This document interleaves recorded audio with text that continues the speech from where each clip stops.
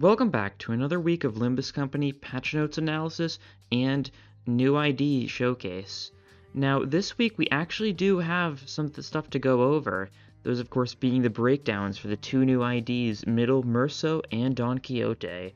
Last week they posted a little thing saying that they weren't going to reveal anything for the CANTO 5 updates before the actual updates came out regarding the IDs. However, we still got these, which is very exciting, especially given how these are some of the most interesting new IDs we've gotten so far across the entirety of Limbus, really. So let's just get straight into it with the 2-star, in the middle little brother, Mero. 메르소입니다. 작은 형님을 보필하고 있습니다.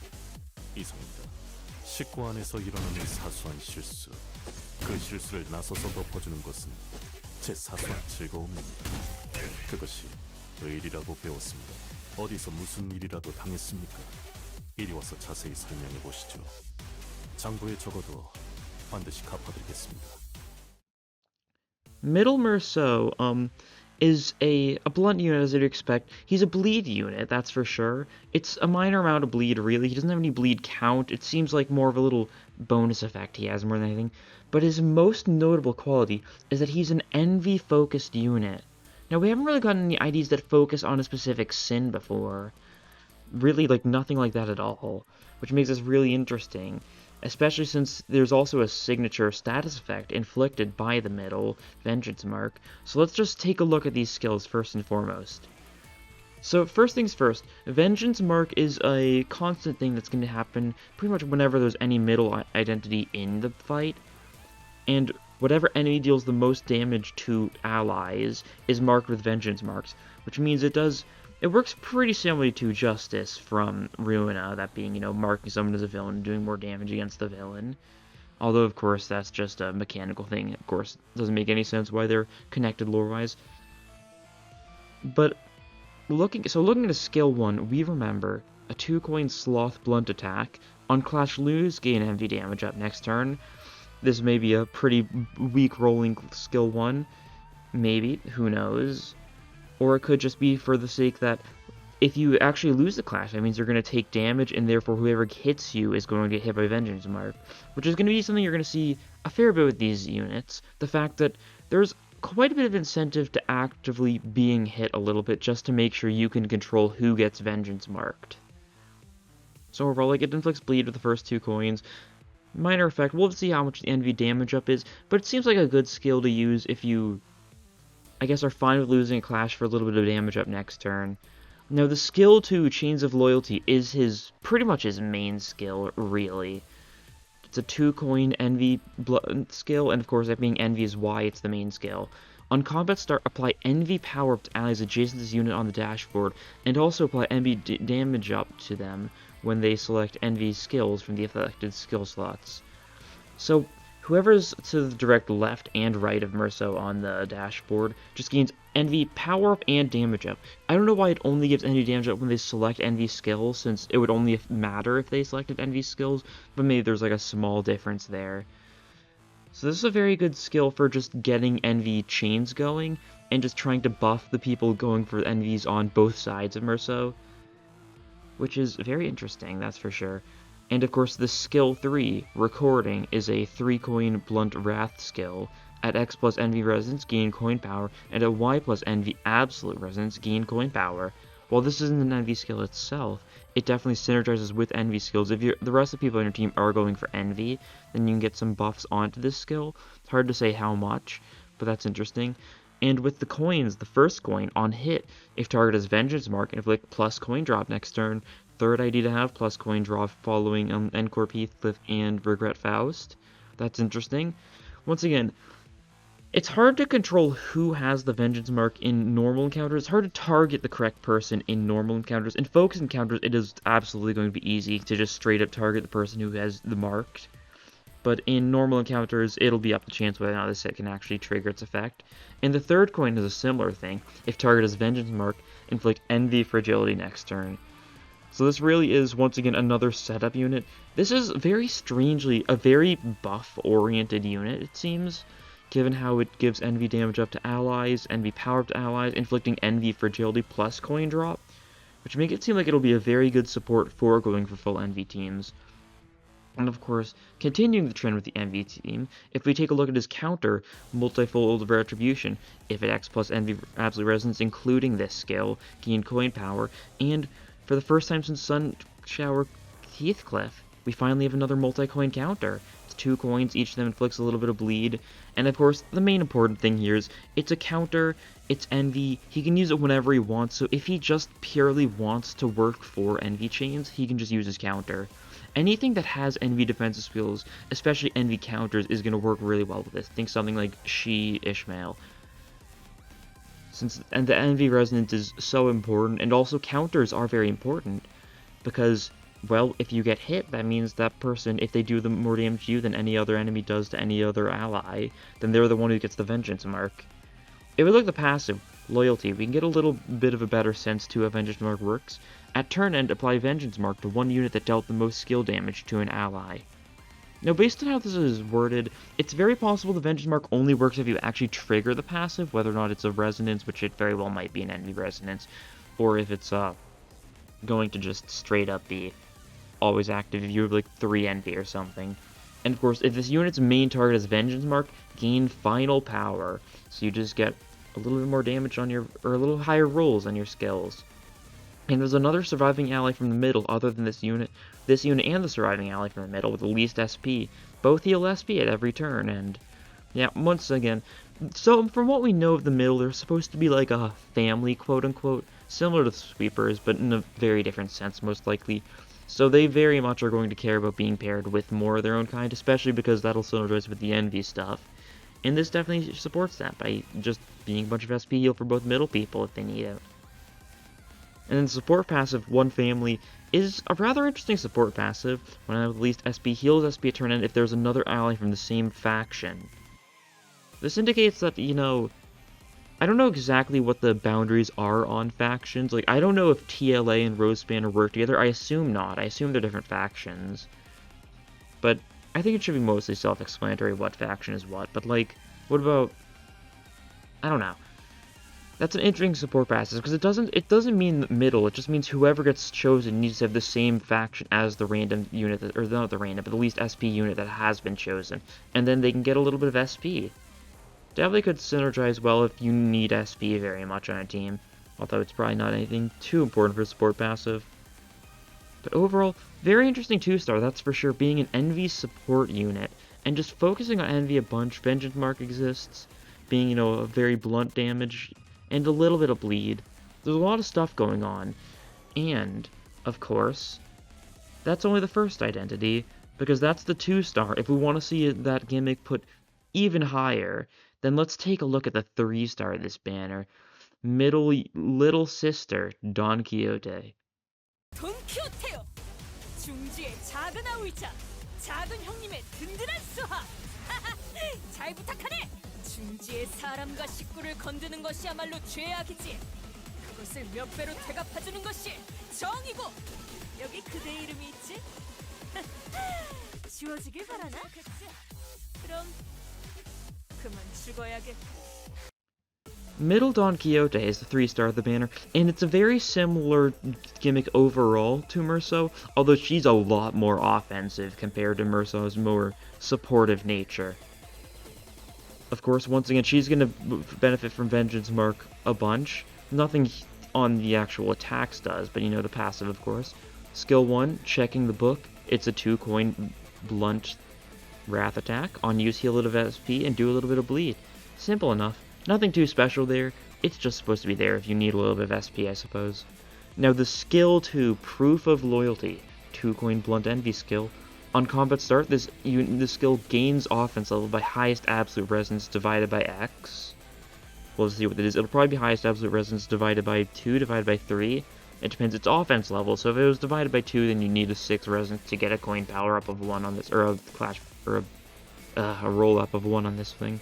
If the highest absolute resonance is Envy absolute resonance, boost offense level gained by the above effect by an unspecified amount, and it boosts offense level gained from the above effects even further in focus encounters under a certain participant limit. This way that you can actually get decent damage even if you have got a pretty low Envy chain, because the issue is in focus encounters you don't gain more skill slots, so you're very limited in how big of a chain you can make. We'll have to see the exact numbers on a lot of these. It's very unspecified, but it definitely could add up very quickly. And of course, second coin inflicts bleed and damage down on hit. That's nice. And of course, the skill 3 is a 4-coin blunt and pride skill. Combat start, skill gains offense level, has absolute resistance divided by X. It's the same bullet points as proof of loyalty. It very well might be slightly different numbers, like maybe it gains more offense level from certain situations on this one, or it could just be identical for the two of them. So the first 3 coins just inflict bleed on heads hit, and the 4th coin, if target is defeated, 1 out of the least SP, heals SP. Which, you know, it could trigger, it could be good. It's similar to execution. Other stuff that requires you to get kills can be a little rough. Especially something like this that requires you to kill with a 4th coin. We'll see how much of a sandy gain it is. But it could very well be good. But of course, that's not all this unit has to show, because her counter, Multifold Retribution, another 2-coin envy counter, once again, 3rd unit that has a multi-coin envy counter in the game so far. And at combat start, if at X plus envy absolute resonance including the skill, use her skill 3 adjust vengeance as the counter instead of this skill. And if you're worried about that because like, oh no, that's a pride skill, it's not. Upon activating the above effect, the skill's affinity is changed to envy. This is the first time we're seeing the ability to change a skill's affinity in a certain situation. And it's the first time we're seeing a counter that can change into the skill 3 since Kurokuma Rodion, who's the only other unit that gets this ability. And this seems like it's a lot easier to trigger than Kurokuma Rodion's one. Now, if you're using the normal counter without the actual absolute resonance, it just lowers stagger threshold on self twice. Chances are both these units are going to be like 2 stagger threshold units. They kind of like being hit a little bit, especially with their counters, and especially because that way they can get their vengeance marks off. It's not specified what happens if no allies take any damage in a turn, but I think there's a very decent chance that then there's just no vengeance marks added, so you kind of want someone to get hit every turn just to make sure you're getting that damage up. Speaking of the damage up, passive, Vengeance Tattoo, gain envy damage up next turn every time the enemies strike an ally, including this unit, X times. We'll have to see just how much this is, but this will serve as very well with the very tanky units. I could definitely see it's something like DHE Rodion working super well with this team, being a unit that can take a lot of hits and just keep on building up the vengeance mark on the enemies without taking too much actual HP damage. But at turn end, apply vengeance mark to the one unit that dealt the most skill damage to an ally, once again. Well, we don't know if these will stack together. I'd assume not, but it's very possible that every single middle unit inflicts their own vengeance mark on an enemy. I mean, if we eventually get to the point where we've got like a full 5-unit, or I guess it would be a full 7-unit team of middle things, a single enemy would get 7 vengeance mark. And if this unit's main target has vengeance mark, gain coin power. Very useful, even if it's only something like 1 coin power, that can definitely add up a lot, especially given that skill 4. And then of course support passive, favoritism. When lowest max HP gains blunt damage up this turn every time the enemies strike an ally X times. Similar enough to the actual first effect of her normal passive, except blunt damage up instead of envy damage up, making it a little more applicable. But overall, that's some interesting stuff. We're actually getting a lot of synergy over sin affinities instead of just stuff like damage types or status effects, which I'm very excited about. This is definitely the most interesting way they could have made these units, and I am super hyped for them, that's for sure. Only a couple days to go until they release too. Really, 2 days, really. So I'm very excited to get the chance to use these identities. Moving on, before we get to the actual patch notes, quick mention of the patch notes from last week where it mentioned that during the gradual main story update period, identity skill videos and details will be revealed on Thursday in order to avoid spoilers. Now, of course, they did this the first week with Pirate Gregor and LCCB Ryoshu, but this week, they didn't do that in the slightest. Which makes me wonder if this was just supposed to be a one-time thing, or if they're going to be doing this again, and I don't know. That's for sure. We'll have to see.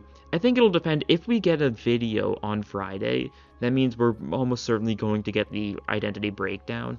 But if not, that probably means, well, we won't. Simple as that.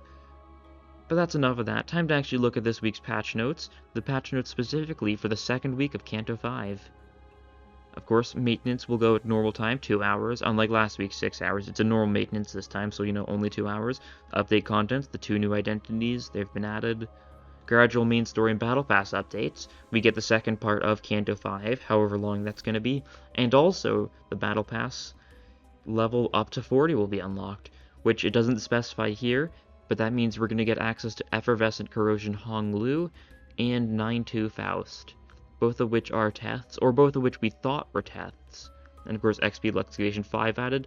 You're going to beat part 2 of Canto 5 first, though, so it'll probably be based on an enemy we see there. Maybe Pirates, maybe Middle. Who knows?